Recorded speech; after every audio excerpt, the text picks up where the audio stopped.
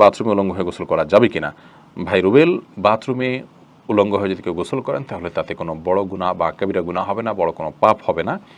তবে এই কাজটি অনুত্তম এবং ভালো নয় আমাদের জন্য, জাস্ট এইটুকু আমরা বলতে পারি। কিন্তু আপনার এর কারণে কোনো বড় গুনাহ হয়ে যাবে ব্যাপারটি এরকম না। বিশেষ ওযরের কারণে যদি আপনার বিবস্ত্র হতে হয়, আপনার জন্য সেটা জায়েজ রয়েছে।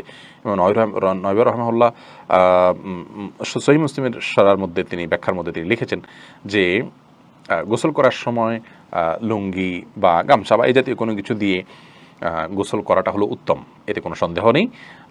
তবে যদি প্রয়োজন হয় তাহলে সেক্ষেত্রে উন্মুক্ত করে, অর্থাৎ আপনার সম্পূর্ণ বিবস্ত্র হয়ে গোসল করা জায়েজ আছে। একটি হাদিস এরকম রয়েছে, নবী সাল্লাল্লাহু আলাইহি ওয়াসাল্লাম বলেছেন যে আল্লাহ তাআলাকে কেউ যদি নাও দেখে তো আল্লাহ তাআলাকে অন্তত লজ্জা করা উচিত, লজ্জাশীলতা থাকা উচিত। এজন্য এরকমটি প্রয়োজন হলে করা যাবে, আর প্রয়োজন ছাড়া এরকম করাটা অনুচিত, অনুত্তম, ভালো কাজ নয়। বেলাল হোসেন জানতে চেয়েছেন 4 রাকাত বিশিষ্ট নামাজের প্রথম বৈঠকে তাশাহুদের পর দুরূদ পড়ে ফেললে করণীয় কি? হানাফি মাযহাব অনুযায়ী আল্লাহুম্মা সাল্লি আলা মুহাম্মাদ এই পর্যন্ত পড়ে ফেললে আপনি সিজদা সাহু দিবেন। অন্যান্য অনেক উলামা ইকরাম অবশ্য বলেন যে না, এই কারণে সিজদা সাহু দিতে হবে না। বিশেষ করে আরবিন স্কলাররা বলেন যে না, এই জন্য সিজদা সাহু দিতে হবে না। সৌদি আরব উলামা ইকরাম সহ অনেকেই বলেন। আর রাশেদ খান লিখেছেন, মহারণা না দিয়ে স্ত্রীর কাছ থেকে মাপ চেয়ে নেওয়া যাবে কি? স্ত্রীর কাছ থেকে মহারণা না চেয়ে মাপ চেয়ে নিলে সেটা জায়েজ হবে, কিন্তু আপনি বিয়ের আগে থেকে প্ল্যান করছেন যে আমি রাতে বাসর রাতে স্ত্রীর কাছ থেকে মাপ চেয়ে নেবে, এটা তো ছোটো লোকই, এটা তো স্পষ্ট ছোটো লোকই। আপনাকে বিয়ে করতে গিয়ে বলেছে যদি আপনি মহারণা দেওয়ার ক্ষমতা না থাকে, হ্যাঁ আপনি দেওয়ার ক্ষমতা ছিল, প্ল্যান ছিল, কোনো কারণে হয়ে উঠলো না, আপনি তখন মাপ চান, একটা ব্যাপার।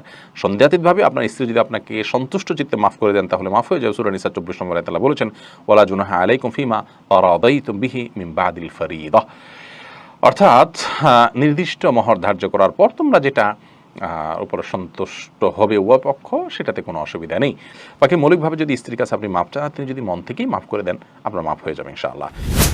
এরপর সাদিয়া বিনতে আজাদ লিখেছেন, খাবার খাওয়ার সময় কি মাথায় কাপড় দিতে আবশ্যক?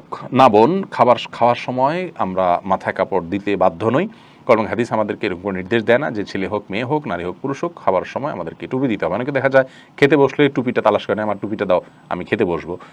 অনেকে মনে করেন মাথায় কাপড় দিয়ে তারপরে খেতে হয়, না, এমন কোনো বাধ্যবাধকতা নেই। খাওয়ার সময় আপনার মাথা খালিও থাকতে পারে, ঢেকেও আপনি খেতে পারেন, এ বিষয়ে কোনো বিশেষ নিষেধাজ্ঞা নেই। রদ্দুল মুখতারি লেখা হয়েছে যে ওয়ালা বাসা বিল আকলি মুত্তাকিয়ান ও মাকশুফার রাসি, অর্থাৎ গ্রহণযোগ্য মত অনুযায়ী উন্মুক্ত মাথায়, অর্থাৎ খালি মাথায় বসে খেতে কোনো অসুবিধা নেই। আব্দুল মতিন আপনি লিখেছেন, মোবাইলে অশ্লীল ছবি বা ভিডিও নিয়ে নামাজ পড়লে কি নামাজ কবুল হবে? নামাজ কবুল হয়ে যাবে, কিন্তু মোবাইলে ছবি, অশ্লীল বা হারাম কোনো কিছু নিয়ে যদি আপনি সালাত আদায় করেন তাহলে সেক্ষেত্রে আপনি আল্লাহ রাব্বুল আলামিনের সামনে দাঁড়াচ্ছেন, সে অবস্থায় আপনার যে মন মানসিকতা থাকা উচিত সেটি হচ্ছে না। আর এই অশ্লীল কোনো কিছু আপনার মোবাইলে যদি থাকে, খারাপ কোনো কিছু যদি থাকে, তাহলে সেটা সালাতরত অবস্থায় থাকলে সেটা যেরকম অপরাধ, ঠিক একইভাবে সালাতের বাইরেও সেটা থাকাটা আপনার জন্য অপরাধ। বিধায় এর কারণে সালাতে কোনো প্রকার ব্যাঘাত হবে না। সালাতে যদি আপনি মনোযোগ দিয়ে সালাতের যে অন্যান্য শর্ত আছে সেগুলো আপনি পূরণ করে সালাত আদায় করেন তাহলে সালাতও হয়ে যাবে। বাট এই হারামটা আলাদা একটা আপনার জন্য ক্ষতিকর, আপনার সালাতের মধ্যে মনোযোগ নষ্ট হতে পারে, সেজন্য মোবাইল থেকে হারাম জিনিস এমনিতে সরিয়ে ফেলা উচিত। তবে সালাতের এটার কারণে কোনো ক্ষতি হবে না। মিজানুর রহমান আপনি লিখেছেন, শরীরে ট্যাটু আঁকার ব্যাপারে কি বলবেন? এখন দেশে ব্যাপক হারে ট্যাটু বেড়ে গেছে। খুবই গুরুত্বপূর্ণ একটি প্রশ্ন ভাই মিজানুর রহমান। নবী আলাইহিস সালাম অভিসম্পাত করেছেন লানাল্লাহুল ওয়াশিমা ওয়াল মুস্তাওশিমা, যে নিজে কারোর নামাজের সময় গা হাত পা চুলকায়, আমি কি মুনাফিকের কাতারে চলে যাচ্ছি? না, মুনাফিকের কাতারে যাচ্ছেন না। আসলে অনেকে আছে যে সালাতের সময় অন্য কোনো কাজ পাচ্ছে না, তো এই জন্য শরীর চুলকায়। আপনি সালাতের অর্থ যদি বুঝেন, মর্ম বুঝেন, সেটার দিকে খেয়াল করে যদি আপনি গভীরভাবে সালাতের প্রতি মনোযোগী হন এবং সালাত আদায় করেন সেরকম মনোযোগের সাথে, ইনশাআল্লাহ বিদিল্লাহ আপনার এই সমস্ত মনে আসবে না।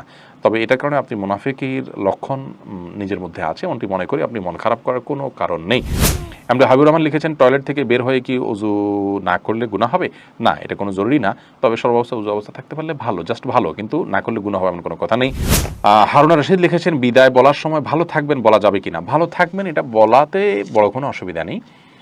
মুসলমান যখন ভালো থাকবেন বলেন, এর উদ্দেশ্য হলো যে আল্লাহর কাছে দোয়া করি আপনার জন্য ভালো থাকেন, এটা উজ্জ্বল থাকে। কিন্তু আপনি উজ্জ্বল করার জন্য আর জিনিস খুঁজে পান না, আল্লাহ নামটা কেন উজ্জ্বল করবেন? আপনি বলবেন আল্লাহ আপনাকে ভালো রাখুন, এভাবে বলবেন। এটা বলা সন্দেহাতীতভাবে উত্তম এবং উচিত। তাছাড়া ভালো থাকবেন এটা সেকুলার শব্দ, যে আল্লাহর প্রতি বিশ্বাস রাখে না সে এই ধরনের কথা বলতে পারে, বা যিনি বিভিন্ন ব্যক্তির উপরে সত্তার উপরে বিভিন্ন ধরনের মানুষ ব্যবহার করতে পারে এই ধরনের শব্দ, সেগুলোর শব্দ যেটাকে বলা যায়, এটা আমরা কেন বলবো? একজন মুসলমান, আমার বিশ্বাসের জায়গাটা তো ক্লিয়ার, ভেরি ক্লিয়ার, তো আমি সেখানে বলবো আল্লাহ আপনাকে ভালো রাখুন। তবে হ্যাঁ, ভালো থাকবেন যদি আপনার মনের উদ্দেশ্য থাকে যে আল্লাহ আপনাকে ভালো রাখবেন, এটা উদ্দেশ্য নিয়ে আমি বলছি ভালো থাকবেন, তাহলে সেক্ষেত্রে আপনার জন্য এটা বলা গুনাহের বিষয় নয়। এমনি শাকিল ইসলাম লিখেছেন, টিস্যু বা ঢিলা ব্যবহার না করলে নামাজ পড়লে হবে কিনা একটু জানাবেন। আপনি যদি পবিত্রতা অর্জন করেন পানি দিয়ে এবং ভালোভাবে করেন, আপনি নিশ্চিত হন যে আর পেশাব বের হয়নি, তাহলে সেক্ষেত্রে আপনার নামাজ হয়ে যাবে। আপনার পবিত্রতাটা নিশ্চিত করাটা হলো মূল বিষয়। জুলকারনাইন আপনি লিখেছেন, ফরজ গোসল কারণবশত বিলম্বে করলে কোনো গুনাহ হবে কিনা? গোসল বিলম্ব করলে কোনো গুনাহ হবে না, তবে ফরজ গোসল যদি আপনি দেরিতে করতে চান, পরবর্তী ফরজ নামাজের আগে আগে আপনাকে করে ফেলতে হবে। আর মাঝে যদি অন্য কাজ করতে চান, রাতে গোসল ফরজ হয়েছে, আপনি ফজরের নামাজের আগ মুহূর্তে গোসল করবেন, তাহলে মাঝে অন্য কাজের জন্য, এমনকি ঘুমানোর জন্য অজু করে ঘুমানোটা হলো সুন্নাহ, নবী ইসলাম এটি করতেন, এটি করা ভালো। বাকি গোসল তৎক্ষণাৎ করে ফেলতে হবে এমন কোনো বাধ্যবাধকতা নেই। গোসল, ফরজ গোসল না করে অন্য কাজ কাম করলে মেয়েদের উপরে অনেক রকমের প্রেশার আমাদের সমাজ থেকে আসে, তো এটা উচিত নয়। এটা ছেলে মেয়ে সবার জন্য ইসলাম জায়েজ রেখেছে, উজু করে তিনি অন্য কাজ করতে পারেন, কিন্তু যথাসম্ভব দ্রুত ফরজ গোসল করে, ফরজ যেহেতু রয়েছে দ্রুত গোসল করে ফেলতে পারে, সেটা ভালো। কিন্তু অন্য কাজ করা যাবে না এমন কোনো কথা নেই। মেজরুল ইসলাম লিখেছেন, স্বামী স্ত্রী একত্রে নামাজ পড়ার সময় স্ত্রীকে একামত দিবে? না, স্বামী স্ত্রী একত্রে যদি জামাতের সাথে সালাত আদায় করেন, তাহলে সেক্ষেত্রে স্বামী নিজে একামত দিবেন, তিনি নিজেই ইমামতি করবেন। স্ত্রী একামত দিবেন, স্বামী ইমামতি করবেন, ব্যাপারটা কিন্তু সেরকম নয়। এরপরে মুক্তা চৌধুরী আপনি লিখেছেন, মসজিদের পাশে কবর দেওয়ার বিশেষ কোনো ফজিলত আছে কিনা? বোন মুক্তা, মসজিদের পাশে কবর দিলে বিশেষ কোনো উপকারিতা আছে বলে আমার জানা নেই, বরং আমাদের কবরে, আমাদের আখিরাতে, আমাদের আলমে বারজাখে উপকারিতাটি নির্ভর করে আমাদের আমলের উপরে। আপনি যদি ভালো আমল করে যান, আপনার কবর যদি জঙ্গলেও হয়, আপনি যদি কোনো পশুর পেটেও চলে যান, আপনি যদি সমুদ্র নিমজ্জিত হয়ে যান, আল্লাহ আপনার ধ্বংসাবশেষ যেখানে থাকবে সেখানে আল্লাহ রাব্বুল আলামিন আপনার জন্য শান্তির ব্যবস্থা করবেন। আপনি জান্নাতি হিসাবে আল্লাহর কাছে নিবন্ধিত হবেন, আল্লাহর কাছে জান্নাতের মেহমান হিসাবে আপনি আপ্যায়িত হবেন। কিন্তু আপনার যদি আমল খারাপ থাকে, তাহলে মসজিদের পাশে কেন, মসজিদের ভেতরে কবর দিলেও কিন্তু তার দ্বারা আপনি উপকার লাভ করবেন না।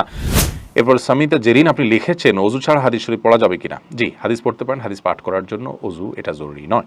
ইসলামিক বই পুস্তক পড়ার জন্য অজু জরুরি নয়। অজু জরুরি হবে কোরআন কারীম যখন স্পর্শ করবেন পাঠ করার সময়, সেটি মুখস্থ পড়লে কোরআন শরীফ তেলাওয়াত করার জন্য আপনার মুখস্থ অজু থাকা জরুরি নয়।